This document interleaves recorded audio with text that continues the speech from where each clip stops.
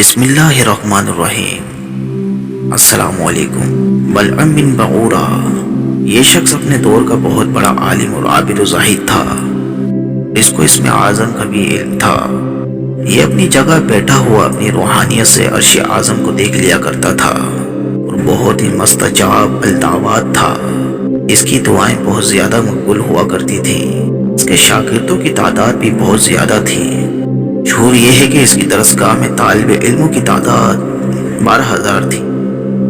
حضرت موسیٰ علیہ السلام قوم جبارین سے جہاد کرنے کے لیے بنی اسرائیل کے لشکروں کو لے کر روانہ ہوئے تو بلعم بن بعورہ کی قوم اس کے پاس گھبرائی ہوئی آئی اور کہا کہ حضرت موسیٰ علیہ السلام بہت ہی بڑا اور نہایت ہی طاقتور لشکر لے کر حملہ آور ہونے والے ہیں اور وہ یہ چاہتے ہیں کہ ہم لوگوں کو ہماری زمینوں سے نکال کر یہ زمین قوم بنی اسرائیل کو دے دیں۔ اس لیے آپ حضرت موسیٰ علیہ السلام کے لیے ایسی بد دعا کر دیجیے کہ وہ شکست کھا کر واپس چلے جائیں۔ آپ چونکہ مستجاب الدعوات ہیں اس لیے آپ کی دعا ضرور قبول ہوگی۔ یہ سن کر بلعم بن بعورہ کانپ اٹھا اور رو کہنے لگا، تمہارا برا ہو، خدا کی پناہ، حضرت موسیٰ علیہ السلام اللہ عز و جل کے رسول ہیں اور ان کے لشکروں میں مومنوں اور فرشتوں کی جماعت ہے۔ ان پر بھلا میں کیسے اور کس طرح بد دعا کر سکتا ہوں؟ لیکن اس کی قوم نے رو رو کر اور گر گڑا کر اس طرح اصرار کیا کہ اس نے یہ کہہ دیا کہ استخارہ کر لینے کے بعد اگر مجھے اجازت مل گئی تو بد دعا کر دوں گا، مگر استخارے کے بعد جب اس وقت کو بد دعا کی اجازت نہیں ملی تو اس نے صاف صاف جواب دے دیا کہ اگر میں بد دعا کروں گا تو میری دنیا اور آخرت دونوں برباد ہو جائے گی۔ اس کے بعد اس کی قوم نے بہت سارا مال اس کی خدمت میں پیش کر کے بے پناہ اصرار کیا، یہاں تک کہ بلعم بن بعورہ پر حرص و لالچ کا بھوت سوار ہو گیا اور وہ مال کے جال میں پھنس گیا اور اپنی گدھی پر سوار ہو کر بد دعا کے لیے چل پڑا۔ راستے میں بار بار اس کی گدھی ٹھہر جاتی اور منہ موڑ کر بھاگ جانا چاہتی تھی، مگر یہ اس کو مار مار کر آگے بڑھاتا رہا، یہاں تک کہ گدھی کو اللہ تعالیٰ نے گویا کی طاقت عطا فرمائی۔ اس نے کہا کہ افسوس اے بلعم بن بعورہ، تو کہاں اور کدھر جا رہا ہے؟ ایک میرے آگے فرشتے ہیں جو میرا راستہ روکتے اور میرا منہ موڑ کر پیچھے ڈھکیل رہے ہیں۔ بلعم، برا ہو، تو اللہ کے نبی اور مومنین کی جماعت پر بد دعا کرے گا؟ یہ تقریر سن کر بلعم بن بعورہ واپس نہیں ہوا تک کہ حسبان نامی پہاڑ پر چڑھ گیا اور بلندی سے حضرت موسیٰ علیہ السلام کے لشکروں کو بغور دیکھا۔ مال و دولت کے لالچ میں اس نے بد دعا شروع کر دی۔ خدا عز و جل کی شان کہ وہ حضرت موسیٰ علیہ السلام کی بد دعا کرتا تھا، اس کی زبان پر اس کی قوم کے لیے بد دعا جاری ہو جاتی تھی۔ یہ دیکھ کر کئی مرتبہ اس کی قوم نے ٹوکا کہ اے بلعم، تو الٹی بد دعا کر رہے ہو۔ اس نے کہا کہ اے میری قوم، میں کیا کروں؟ میں بولتا کچھ اور ہوں، میری زبان سے کچھ اور ہی نکلتا ہے۔ پھر اچانک اس پر یہ غضب الہی نازل ہو گیا، اس کی زبان لٹک کر اس کے سینے پر آ گئی۔ اس وقت بلعم بن بعورہ نے اپنی قوم سے رو کر کہا کہ افسوس، میری دنیا اور آخرت دونوں برباد اور غارت ہو گئی۔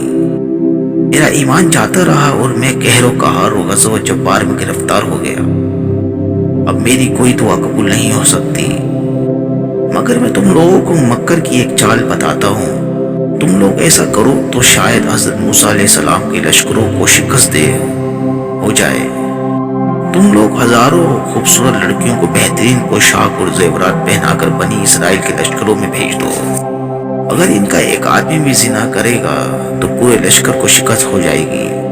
چنانچہ بلعم بن بعورہ کی قوم نے اس کے بتائے ہوئے مکر کا جال بچھایا، بہت سی خوبصورت دو شیزاؤں کو بناؤ سنگھار کر کر بنی اسرائیل کے لشکروں میں بھیج دیا، یہاں تک کہ بنی اسرائیل کا ایک رئیس ایک لڑکی کے حسن و جمال پر فریفتہ ہو گیا اور اس کو اپنی گود میں اٹھا کر حضرت موسیٰ علیہ السلام کے سامنے لے آیا اور فتویٰ پوچھا کہ اے اللہ عز و جل کے نبی، یہ عورت میرے لیے حلال ہے یا نہیں؟ آپ نے فرمایا کہ خبردار، یہ تیرے لیے حرام ہے۔ اور ان اس کو اپنے سے الگ کر دے اور اللہ عز و جل کے عذاب سے ڈر۔ مگر اس رئیس پر غلبہ شہوت کا ایسا زبردست بھوت سوار ہو گیا تھا کہ کہ وہ اپنے نبی علیہ السلام کے فرمان کو ٹھکرا کر اس عورت کو اپنے خیمے میں لے گیا اور زنا کاری میں مشغول ہو گیا۔ اس گناہ کی نحوست کا یہ اثر ہوا کہ بنی اسرائیل کے لشکر میں اچانک طاعون کی وبا پھیل گئی۔ گھنٹے بھر میں 70,000 آدمی مر گئے اور سارا لشکر تتر بتر ہو کر ناکام اور نامراد واپس چلا آیا۔ اس کا حضرت موسیٰ علیہ السلام کے قلب مبارک پر بہت ہی صدمہ گزرا۔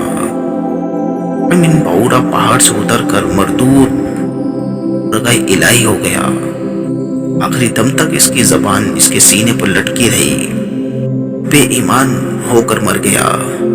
اس واقعے کو قرآن کریم نے ان الفاظ میں بیان فرمایا ہے، اور اے محبوب انہیں اس کا اجوال سناؤ۔ جسے ہم نے اپنی آیتیں دی تو وہ ان سے صاف نکل گیا، تو شیطان اس کے پیچھے لگا تو گمراہوں میں ہو گیا، اور ہم چاہتے تو آیتوں کے سبب اسے اٹھا لیتے، مگر وہ تو زمین پکڑ گیا اور اپنی خواہش کا تابع ہوا۔ تو اس کا حال کتے کی طرح ہے، تو اس پر حملہ کرے تو زبان نکالے اور چھوڑ دے تو زبان نکالے۔ یہ حال ہے ان کا جنہوں نے ہماری آیتیں جھٹلائیں۔ تم نصیحت سناؤ کہ کہیں وہ دھیان کرے۔ روایت ہے کہ بعض انبیاء کرام نے خدا تعالی سے دریافت کیا کہ تو نے بنو من بعورہ کو اتنی نعمتیں عطا فرما کر پھر اس کو کیوں اس غیر مذلت میں گرا دیا؟ اللہ تعالی نے فرمایا کہ اس نے میری نعمتوں کا کبھی شکر ادا نہیں کیا۔ اگر وہ شکر گزار ہوتا تو میں اس کی کرامتوں کو سلب کر کے اس کو دونوں جہاں میں اس طرح ذلیل خوار اور غائب حاصل نہ کرتا۔ من بعورہ کی اس سرگشت سے چند اسباق ہدایت ملتے ہیں۔ اس سے ان عالموں ڈرو کو سبق حاصل کرنا چاہیے جو مالداروں یا حکومتوں سے رقمیں لے کر خلاف شریعت باتیں کرتے ہیں اور جان بوجھ کر اپنے دین و ایمان کا سودا کرتے ہیں۔ دیکھ لو من بعورہ کیا تھا اور کیا ہو گیا۔ یہ کیوں ہوا؟ صرف اس لیے کہ وہ مال اور دولت کے لالچ میں گرفتار ہو گیا اور اللہ عز و جل کے نبی پر بددعا کرنے کے لیے تیار ہو گیا، تو اس پر یہ وبال پڑا کہ دنیا اور آخرت میں ملعون ہو کر اس طرح مردود ہو گیا۔ عمر بھر کتے کی طرح لٹکی ہوئی زبان لیے پھرا، آخرت میں جہنم کی بھڑکتی اور شعلہ بار آگ کا ایندھن بن گیا۔ لہذا ہر مسلمان خصوصاً علماء یا مشائخ کو مال و دولت کے حرص لالچ کے جال سے ہمیشہ پرہیز کرنا چاہیے۔ ہرگز کبھی بھی مال کی طمع میں دین کے اندر مذاہنت نہیں کرنی چاہیے، ورنہ خوب سمجھ لو کہ قہر الہی عز و جل کی تلوار لٹک رہی ہے۔ اس صحنے سے عام مسلمان بھی یہ سبق سیکھے کہ حضرت موسیٰ علیہ السلام کا لشکر جس میں ملائکہ اور مومنین تھے، ظاہر ہے کہ اس لشکر کے ناکام ہونے کا کوئی سوال ہی پیدا نہیں ہوتا، کیونکہ یہ ایسا روحانی اور ملکوتی لشکر تھا کہ ان کے گھوڑوں کی ٹاپ سے پہاڑ لرز ہو جاتے، مگر صرف ایک نصیب کے گناہ کے سبب ایسی نحوست پھیل گئی کہ ملائکہ لشکر سے الگ ہو گئے، اور طاعون کے عذاب نے پورے لشکر میں ایسی ابتری پھیلا دی کہ پورا لشکر بکھر گیا، اور یہ فوج ظفر موج ناکام اور نامراد ہو کر پسپا ہو گئی۔ اس لیے مسلمانوں کو لازم ہے کہ اگر وہ کفار کے مقابلے میں مظفر و منصور اور فتح یاب ہونا چاہتے ہیں تو ہر وقت گناہوں اور بدکاریوں کی نحوستوں سے بچتے رہیں، ورنہ فرشتوں کی مدد ختم ہو جائے گی اور مسلمانوں کا رعب کفار کے دلوں سے نکل جائے گا، اور مسلمانوں کو نہ صرف ناکامی کا منہ دیکھنا پڑے گا بلکہ ان کی عسکری طاقت ہی فنا ہو جائے گی، اور پوری قوم صفحہ ہستی سے حرف غلط کی طرح مٹ جائے گی۔ نعوذ باللہ۔